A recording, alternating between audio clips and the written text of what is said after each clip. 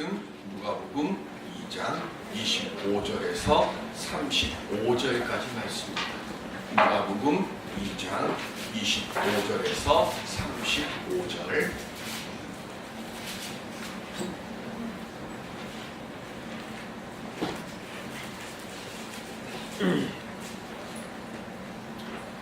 예루살렘에 시므온이라 하는 사람이 있으니 이 사람은 의롭고 경건하여 이스라엘의 위로를 기다리는 자라. 성령이 그 위에 계시더라.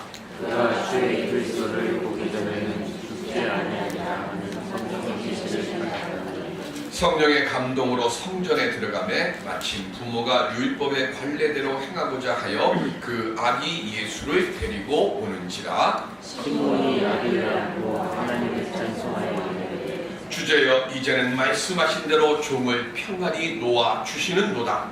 내 눈이 주의 구원을 보았사오니 이는 만민 앞에 예비하신 것이요 이가 비치는 빛이요 주의 백성 이스라엘의 영광이니라 하니 그의 부모가 그에 대한 말들을 놀랍게 여기더라. 시몬이 그에게 축복하고 그의 어머니 마리아에게 말하여 이르되 보라 이는 이스라엘 중 많은 사람을 빼앗아가 흥하게 하며 이방인에 받는 표적이 되게 하여 생명을 낳고 또 칼이 내 마음을 찌르듯 가리니 이는 여러 사람의 마음의 생각을 드러내려 함이니라 하더라. 아멘. 예수님 만나고 돌아가는 복된 예배의 시간이 될 수 있기를 바랍니다. 우리 옆에 기들과 함께 인사하실까요? 한 해 동안 참 감사했습니다.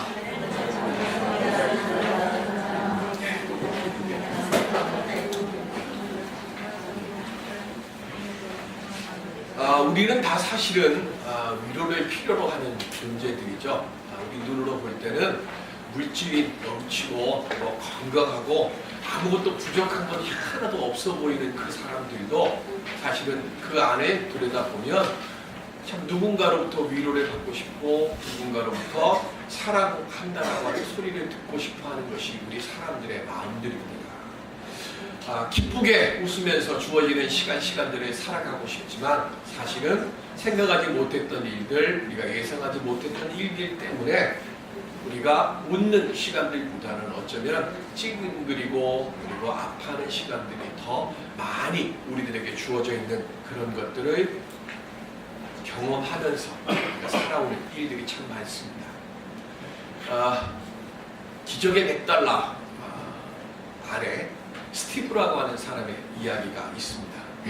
위스콘신 출신으로 대학을 졸업을 하고 대기업에 취직을 했고 44살이라고 하는 이른 나이에 능력을 인정받아서 제법 규모가 큰 회사의 사장이 됐습니다. 여기까지는 잘 나갔어요. 그런데 영국 런던으로 출장을 간 사이에 6살 된 딸 알렉스가 그만 세상을 떠나고 맙니다.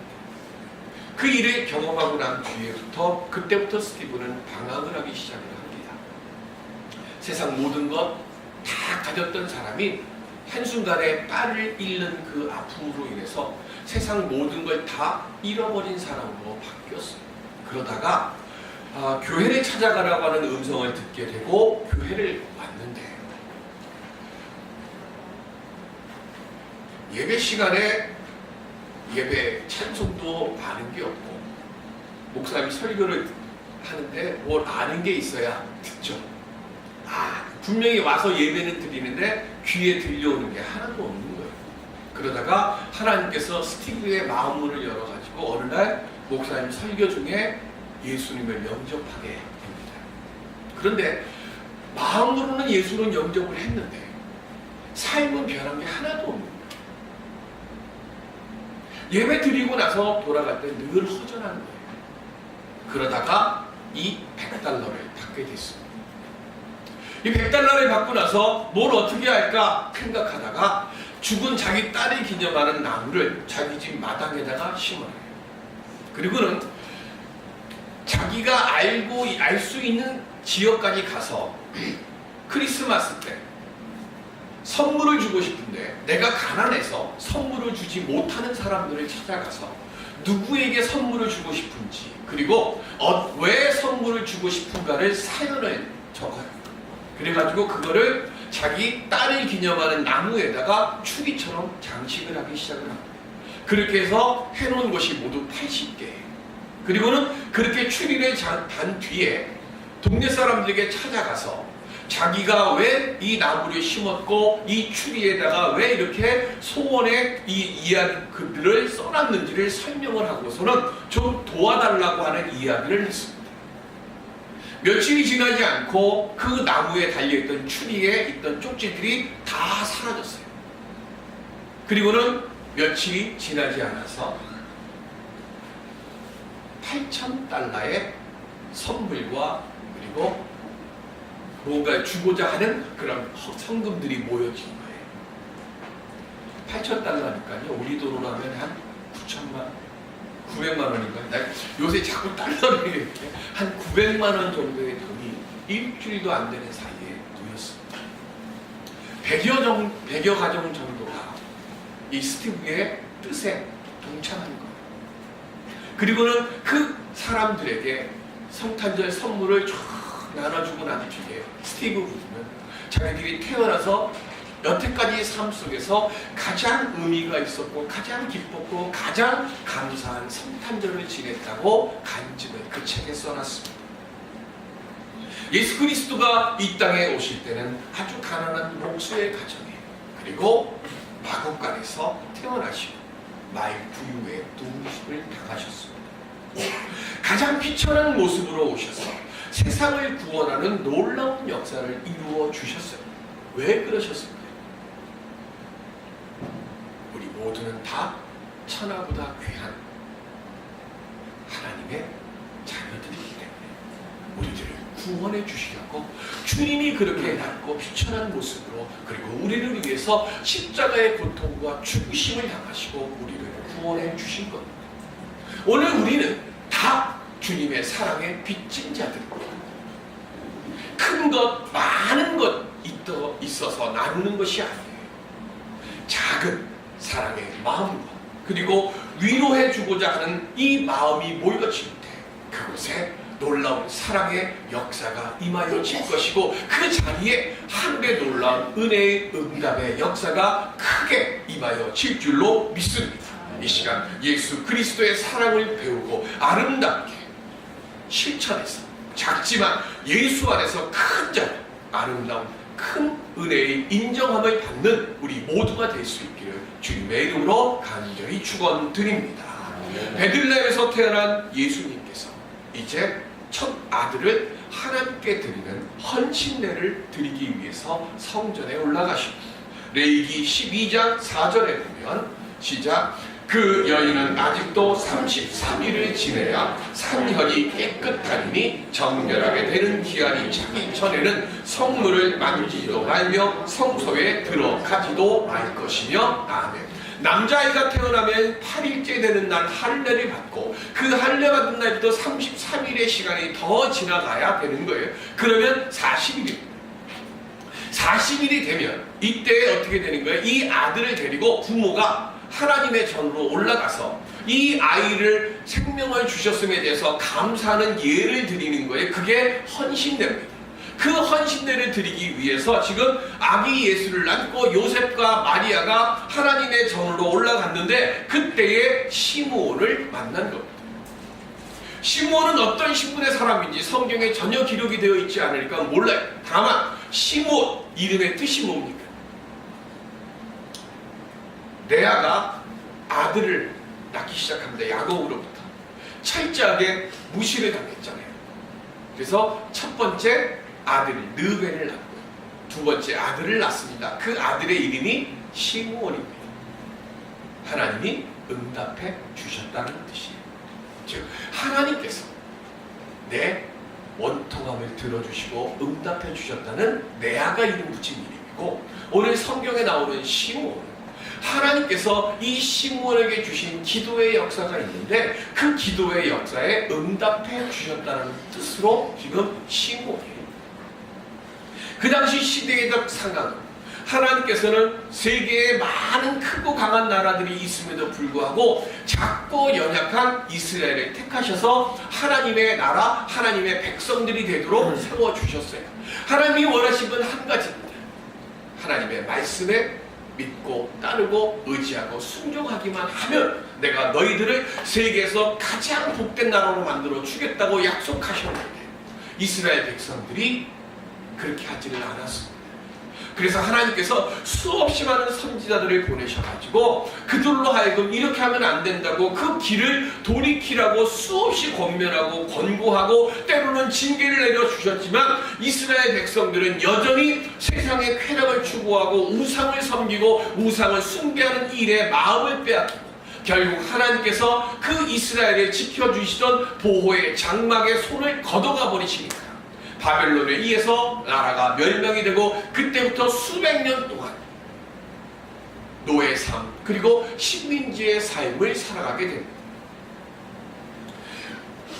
이스라엘 백성들은 기대하지만 메시아는 계속해서 오지 아니하고 그러다 보니까 좌절하고 절망감에 빠지게 됩니다. 이런 상황이 되면 첫 번째는 무기력해지잖아요. 우리는 하나님 앞에 다 기도의 제목들이 있습니다. 그리고 내 나름대로의 시간 정해놓은 것도 있어요. 하나님 이 시간에 안 오시면 저 죽습니다. 하나님 이 시간에 안 오시면 저 큰일 납니다.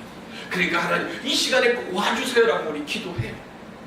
그런데 그 시간을 정해놓고 드리는 기도에 응답하심의 역사보다는 응답이 없는 시간들이 훨씬 더 많아요. 그러다 보면 우리 마음속에 무슨 생각이 드는가 하면 기도해봐야 뭐해 라고 하는 마음이 생기고 그렇게 되어지다 보면 신앙에 의심이 들어오게 되고 의심이 들어오게 되어지다 보면 무기력해지는 거예요. 기도해봐야 뭐 하는데 우리 마음속에 의심의 병이 들어오면 우리 그러잖아요. 정권이 바뀔 때마다 새로운 정부가 들어올 때마다 우리는 무한 기대를 가지고 시작을 합니다. 그런데 1년 지나고 2년쯤 되어지면 혹시나 했는데 역시나로 내려가잖아요. 그러다 보면 나중에는 어떻게 됩니까? 제가 처음 투표할 때만 해도 투표율이 80대가 넘었어요. 그런데 지금은 60% 조금 넘을걸요? 아마 왜 그럴까요? 바꿔봐야 소용없는 거예요. 두 번째는 그러다 보니까 내 욕심이나 체복에서 살아야지 라고 하는 마음으로 바뀌게 돼요. 하나님이 계시지도 않는데 뭐 굳이 내가 올바르게 살고 정의롭게 살고 내 거 나눠주면서 살아 남의 거 뺏어가면서 내 욕심대로 내가 살고 싶은 대로 살아도 남들 보니까 다 잘 살기만 하는데 그런 마음이 들어옵니다. 요즘 제가 옛날 드라마를 하는 거를 이렇게 봐요. 근데 거기 보면 그 정보석이라고 하는 그 배우가 나오는데요. 그 정보석이 그 역할했던 그 자이언트라고 하는 드라마에 보면 저만 기억하는 걸로 알고 말씀드릴게요. 조피련이라고 하는 아주 못된 역할을 하는 그 사람이 나와요. 못된 일 해갖고 감옥소에 갔는데요. 교도소에서 나오자마자 또다시 못된 짓을 또 하는 거 실권을 잡아가지고 그런 사람들 보면서요. 정의롭게 살면 뭐해? 라고 하는 마음 드는 게 우리의 모습이잖아요. 그러니까 예수님 오실 당시만 해도요. 종교 지도자들이 보면 바리새파, 사두개파, 에세네파, 여십 뭐 이렇게 해가지고 파벌로 다 나뉘어져가지고요. 자기의 교리에 맞는 그 사람들 찾고 거기에만 복이 있다 그러고 그 말 안 들으면 서로 너희는 죄인이라 그러고 정죄하고 이렇게 살아가는 거예요. 극도로 혼돈에 빠지는 그 시대. 그러다 보니까 백성들은 피폐해지고 마음은 벽들어버리고 이런 상황이 되어지니까 그런 상황에 시편 12편 1절에 보면 시작 여호와여 도우소서 경건한 자가 끊어지며 충실한 자들이 인생 중에 없어지나이다. 아멘. 경건한 자들이 사라져가. 그런 절망적인 상황 속에서 시므온은 변함없이 소망의 하나님을 바라보았다고 했습니다. 오늘 본문 25절에 보면 시므온에 대해서 이렇게 얘기를 해요. 이 사람은 의롭고 경건하며 이스라엘의 위로를 기다리는 자다 그랬어요. 의롭다라고 하는 말씀의 뜻이 뭐냐면 율법 정신 속에서 언제나 율법에 어긋나지 않고 남들은 어떻게 살지 모르지만 나는 하나님의 말씀대로 살겠다고 충실하게 살았다는 거예요. 두 번째로 경건한 사람이라고 하는 이 말의 뜻은 뭐냐면 하나님의 말씀 안에서 선량한 사람으로 하나님을 경외하면서 겸손하게 그리고 하나님의 말씀의 뜻을 세밀하게 하나하나 찾아가지고 따져가지고 그 말씀대로 살아가려고 애쓴 사람이라는 거예요. 불의와 그리고 악독이 판을 치고 있는 그 세상 속에서 그래도 나는 하나님의 말씀 붙잡고 하나님의 말씀대로 살겠습니다. 진실이 언젠가는 거짓을 이길 것을 나는 믿습니다라는 것은 그 믿음으로 선 거예요. 그런데 우리 세상을 한번 보세요. 진실이 거짓 이기는 것보다 거짓이 진실을 이기는 게 더 많아 보이지 않습니까? 말씀대로 살고요. 저 사람은 법 없어도 될 사람이야 라고 우리가 인정하는 사람들이 좀 잘 풀려야 되는데 그런 사람들이 오히려 무시당하고 조롱당하고 있는 것마저도 뺏기면서 사는 것 같은 진실이 거짓 앞에 그 어둠 속에서 잠기면서 살아가고 있는 그런 모습들 더 많이 보이지 않습니다. 시므온 그런데 그런 속에서도 억울함도 감당하고 누명도 감당하고 그런 모습 속에서도 언제나 진실과 정의의 편에 서기를 소망했어요.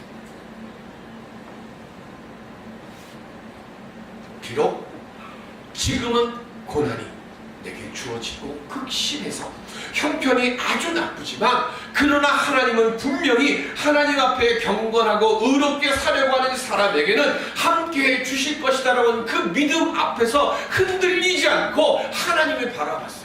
지금은 비록 내가 하나님 앞에 소망하는 내 기도의 제목들이 응답되지 않지만 그래도 그 속에서 의심하지 않고 하나님 붙잡고 하나님 약속하신 그 은혜 생각하면서 내가 소망을 가지고 그렇게 내가 살아가려고 애쓸 때 하나님께서 나를 기억해 주시고 하나님께서 나를 그 고난과 절망의 자리에서 이렇게 세워주실 것이라고 하는 것에 대한 확신을 가지고 있었어요.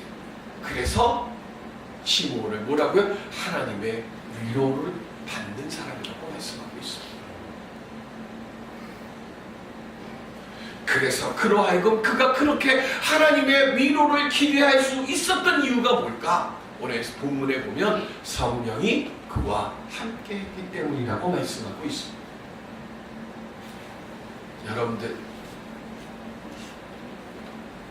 성령이 여러분들과 함께 하심을 믿으십니까? 예수님께서 하늘나라로 올라가시면서 우리에게 약속하신 것 한 가지, 내가 너희에게 뭘 보내주신다고요? 보혜사 성령을 보내주겠다고 약속하셨습니다. 요한복음 14장에 예수님이 우리에게 주신 약속이에요. 성령은 창세 이전부터 정말 그 순간까지 우리와 함께 하고 계십니다. 중요한 것. 성령이 나와 함께 하시는데 내가 그걸 모르는 거예요. 성령은 한 번도 나를 떠난 적이 없어요. 우리는 성령 충만 받기를 원합니다. 그런데 이미 우리는 다 성령 충만한 자인 줄로 믿습니다. 왜? 우리 주님이 보혜사 성령을 우리에게 보내주셨기 때문에 성령은 언제나 충만히 우리랑 함께하고 계시는 거예요. 그런데 우리가 뭘 하는 거예요? 우리 스스로가 성령의 충만함을 믿지 못하는 거예요.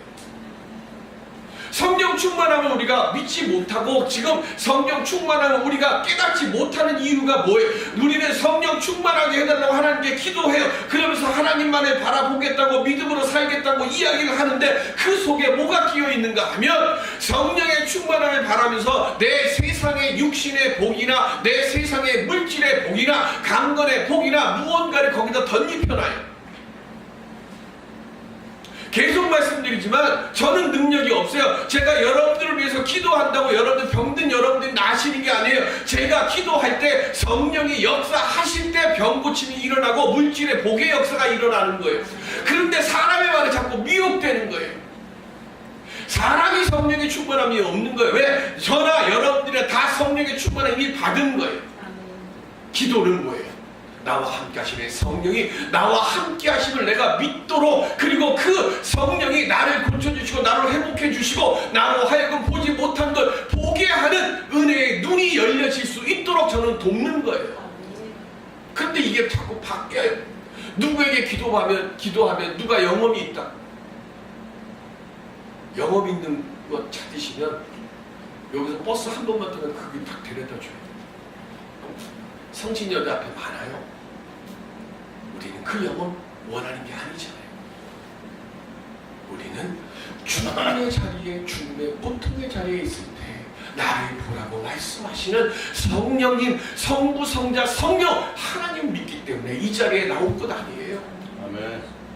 그러면 그 하나님이 우리가 구하기 전에 우리의 구할 바를 다 하시는 그 하나님이 우리의 가슴 속에 있는 아픔, 우리 가슴 속에 있는 억울함, 우리 가슴 속에 있는 깊은 소망의 것 하나하나도 다 헤아리시고 하나님이 필요하실 때 우리에게 응답해 주실 줄로 믿습니다.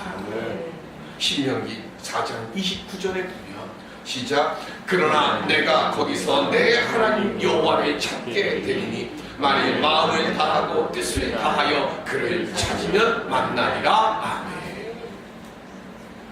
성경 66권 중에요, 유일하게 세상을 살아가면서 들어와도 복을 받고 나가도 복을 받고 떡방길에 떡이 가득하고 외양간에 소와 양과 염소가 가득 찰 것이다, 이런 세상의 복을 기록한 책은 신명기예요. 그 신명기에서 분명히 말씀합니다. 뭐라고요? 주야로 아버지 하나님의 말씀을 묵상하고 우리 주님이 우리에게 허락하신 계명과 법도와 율례를 지켜 행하면 너희들이 들어와도 복을 받고 나가도 복을 받고 장수의 복이 임할 것이고 어떤 병에 걸렸다 할지라도 내 말씀 붙잡고 기도하면 다 나을지라. 그게 신명기 말씀이에요. 그런데 복 달라고 말씀 듣고 복 달라고 예배 드리면 하나님은 그 자리에 안 계십니다. 신명기의 약속은 뭐냐면 하나님의 말씀 붙잡고 하나님의 뜻대로 살겠습니다라고 고백하면 내가 구하지 않는 건강 주시고 내가 구하지 않는 물질 주시고 내가 구하지 않는 지혜를 주시겠다고 약속하신 것이 신명기예요.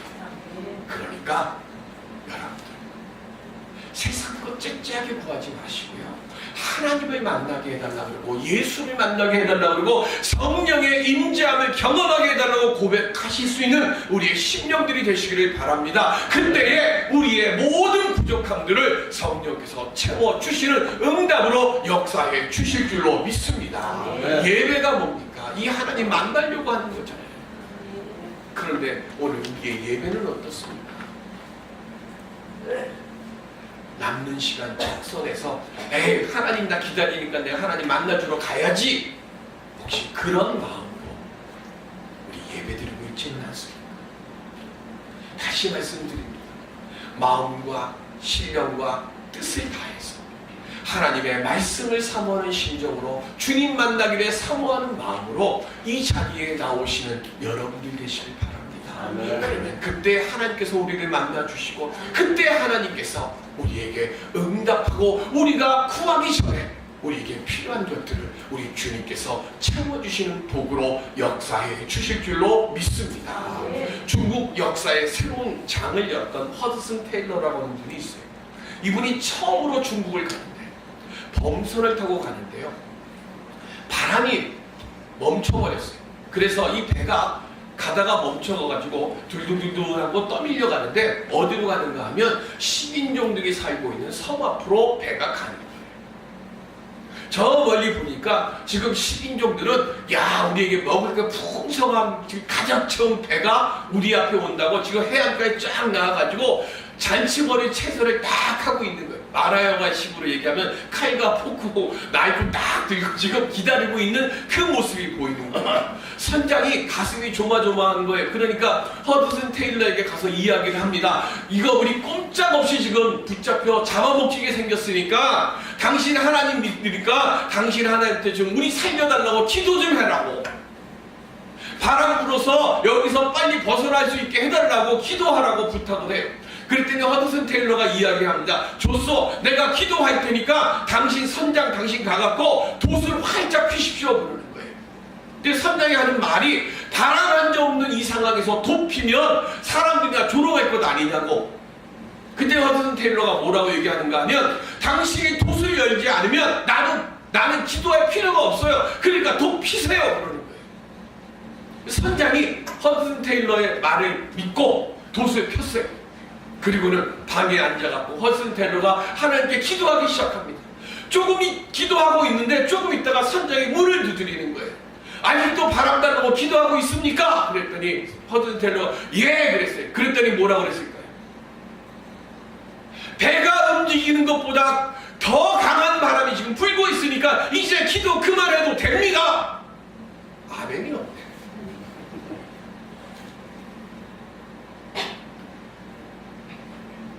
잠언서 14장 27절에 보면 시작. 여호와를 경외하는 것은 나갔어요? 우리 성경 찾을까요? 잠언 14장 27절. 10편 다음입니다. 잠언 14장 27절.